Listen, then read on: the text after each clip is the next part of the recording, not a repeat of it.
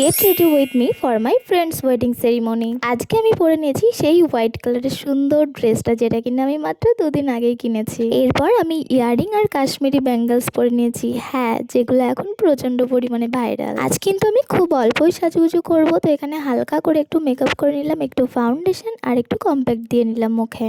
Now I am ready. আজ কিন্তু আমি খুব অল্প সময়ের মধ্যেই রেডি হয়েছি। তো এটা হলো আমার আজকের ফাইনাল লুক। আমাকে কেমন লাগছে অবশ্যই কিন্তু কমেন্টে জানিও। এখন আমি চলে এসেছি সাবিনাদের ছাদের উপরে, কারণ এখানেই কিন্তু মেইন ডেকোরেশনটা করা হয়েছে। বর বধূর বসার জায়গাটা কিন্তু এখানেই ঠিক করা হয়েছে। তো যাই হোক, দেখো ডেকোরেশনটা কত সুন্দর লাগছে, আমার তো ভীষণই ভালো লেগেছে ডেকোরেশনটা। আর এদিকে কিন্তু সাবিনাও রেডি হয়ে গেছে, এখানে সাবিনার শুট চলছে। আজকে কিন্তু সাবিনাকে পুরো রাজ রানীর মতো লাগছে দেখতে। এখন চলছে সাবিনার শুট, বাট এদিকে আবার শুনতে পেয়েছি যে বর এসেছে, সেই কারণে কিন্তু আমি আবার নিচে যাচ্ছি বর দেখতে।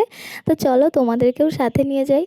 এদিকে দেখো বরযাত্রীরা চলে এসেছে, তো প্রচন্ড ভিড় হয়ে গেছে। তো আমি এখন নিজে যাচ্ছি তাড়াতাড়ি করে। তো চলো নেক্সট মিনিট ভাগে তোমাদের সাথে আবার দেখা হচ্ছে। এই ভিডিওটা তোমাদের কেমন লেগেছে অবশ্যই জানিও।